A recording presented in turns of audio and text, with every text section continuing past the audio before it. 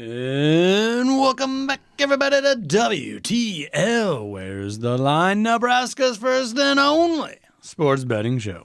I'm your host, Andy Klassen, joined by Jabron. Oh, the parlay pounder. You got it. And I think we should just stay right here with some college football. Got to.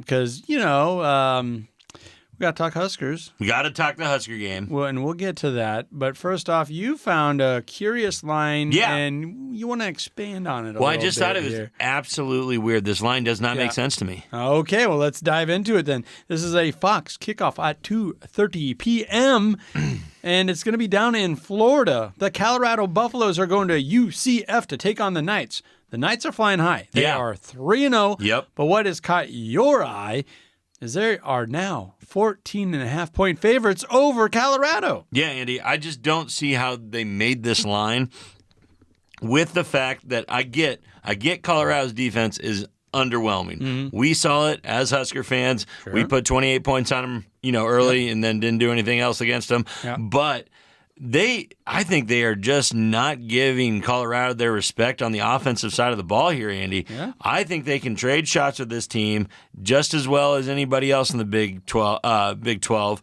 So I just don't believe UCF has this big, command that they can just say we're 2 touchdowns better than Colorado. Over 2 touchdowns. Yeah, over 2 touchdowns. They're coming off a really good game against TCU where they won by 1 point, 35-34. Yeah. They trailed in the third quarter, 31-13, Andy, and made a great comeback, scored with 36 seconds left to win the game. Absolutely crazy. By 1 point. Yeah, you flip it on the other side. Colorado's coming off a game just like that. Overtime, defeated Baylor on a score of 38-31 in overtime. Yep. Colorado trailed 31-24 late in the fourth quarter. Yeah, that was a wild one. Yeah. That was fun to watch the end of. Yeah, able to connect on a 43-yard pass as time expired to force overtime, which was absolutely insane. Yeah. But I do think Colorado's offense will be able to move the ball in this matchup. As you have seen, Shedeur Sanders has an incredible ability to scramble and make plays, and then Travis Hunter might be the best college football player. Yeah. Period. I really... he kind of reminds me of Shohei Ohtani. Baseball. It was ridiculous 2 seasons ago that he was an MVP when he had started 20 games, won 14 of them pitching, and then had 35 home runs or something. Yeah, 50.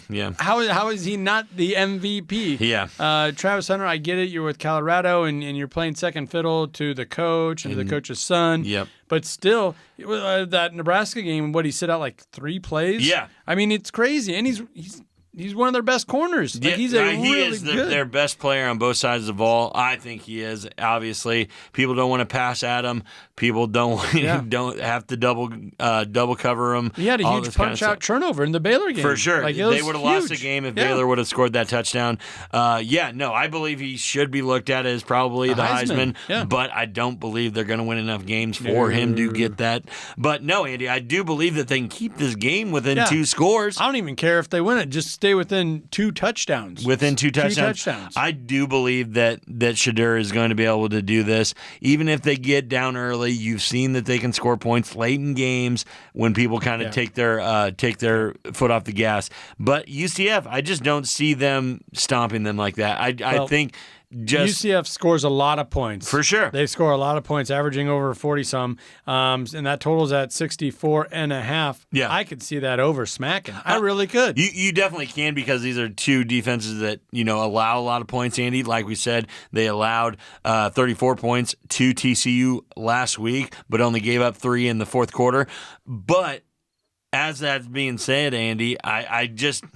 Baylor, Colorado 69 last week. Yeah, total 69. It should go over. It should go over just with inflated lines like that. It's ridiculous, but I would go. We can stay away from that. Plus, I just like Colorado. I just like Colorado. Yep, and plus 14.5. It's pretty wild. You're getting on the other end of it because it opened up at 12. Now it's already at 14.5. Yeah, I wouldn't be surprised if a couple of huge huge money bets come in to kind of straighten this thing out. Yeah, and bring it back I think down it should be back down to around 10.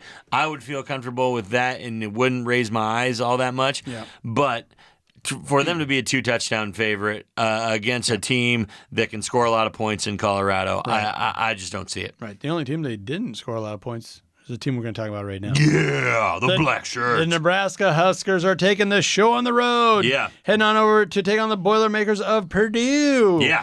Now, this line opened up at 9.5, and even when it opened, I'm like, are you kidding me? Nebraska's licking their wounds. They lost to Illinois in overtime, looked bad, all those things. My initial reaction was, no way. And then it gets bet up. Yeah. Then you start, doing some studying on Purdue. You're like, yeah, this is a bad team right now. Bad team, this is a really Andy. bad team right now. But haven't I seen this before where Nebraska's supposed to be able to go into a place and win and win convincingly? Yep. And now I think Husker Nation has been reduced back to just win by 1 point. Win by 1 point. I mean, that's what everybody is saying. If you take the pulse of the whole state of Nebraska, it's can we go in there on the road and win in West Lafayette? Like you said, Andy, Purdue last weekend looked really rough against a solid Oregon State team. Yeah, 38-21. Just handled them. The Boilermakers notched just 13 first downs, Andy. Went 2 for 9 on third down, along with a pair of turnovers. Nebraska should be in control here, Andy. I like the Cornhuskers to assert themselves in a cover here, Andy. I just believe our defense is going to bounce back in a huge way against a lesser offensive team than Illinois. I just think they need to shake this Illinois loss off. I think we're going to come out. I think we're going to come out highly motivated, Andy.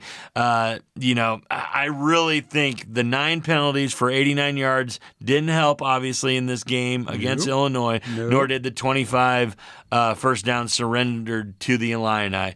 That quarterback played a really good game for Illinois. Oh, yeah. Made huge plays, made huge conversions for him, Andy. Yep. I just don't see Purdue having a player that way or that type of player that can extend drives and extend, possible scoring chances. Their offense is ranked 92nd in Division I right now. They're only scoring 20, 25, 26 points per game. What I'm looking at is they are allowing 35 points per game, and the Huskers are scoring 32 points per game. Yeah. Just that stat standalone by itself, you can see where, now that point spread is making some sense that the Huskers are favored in such a heavy way. It's just that I think a lot of Husker fans are reluctant to get back on the wagon, right? Yeah. And ride with the Huskers. But this might actually be a spot where, the smart money, the public money, everybody, not wildly. It's only gone up a half a point. Yeah, here, no, it's only 10. But you can definitely see the Huskers winning by 10 here. It's an 11 o'clock kickoff on Peacock. I don't know if Nebraska's been that good as of late playing at 11 a.m., but they haven't been good at any time. Yeah, so, I don't want to hear that. Throw the time out the door, Andy. Eggs, kegs, and football, right, Coach? Yeah, kegs and eggs football. I do love Nebraska here in this spot, Andy, especially just 10. If you can get it at 9.5, you need to bet it down to just 10 points. I do believe. It sounds like a lot what I was saying last week, but this is not a ranked opponent like Illinois was. Right. And we looked good in a lot of spaces against Illinois, a top 20 team now in the nation. Yep. We look better than them. If we could have made a 30-yard field goal, we win. Right. Terrible debacle in overtime. Just couldn't get our feet right. And the defense took a major step back, Andy. I believe we come out with that huge energy against this. I hope so. Against this team, Andy. And Purdue has lost 4 of its last 5 games in September. Purdue has failed to cover the spread in 5 of its last 6 games at home. The favorite has covered the spread in 4 of Purdue's last 5 games. Yeah, their only cover was against Indiana State, the home opener, beating up their little brother there in Indiana, 49-0. But the next game is what I just can't shake. And they had a little bad luck there because Notre Dame was coming off a loss. Yeah, so they really turned it on. I think it's going to be a lot of the same for them this week, Andy. I hope so. And you know what? I'm feeling so bold, so bullish on this. Yeah. I might like the over here at 47.5. I just kind of spelled out why. Nebraska's averaging 32 points per game. Purdue's giving up 35 points per game. I think the Nebraska offense can hang there with Oregon State. I think the Nebraska offense can maybe be better than Notre Dame's offense at times. Yeah. Okay? I'm going to give you two conflicting stories here, Andy. Okay. Each of Purdue's last 4 games in September have gone over the total point line because people have been smoking them and all that kind of stuff. On the other side, 5 of Nebraska's last 6 games as a favorite have gone under the total point line because they get up and press the easy button. Yep. Now, the way that we do get to this over is he is going to hang some points on these guys. Yeah. If we can score on these guys, we're going to score a lot of points on them because we need that win. We need... I think we need confidence and builder. we need confidence. Yeah. Like you said, we're Get on the going into road. Big Ten country. Yep. We need to make sure that everybody knows, put it on alert. Nebraska, that's not going to end our season losing to Illinois. We are going to smoke these fools.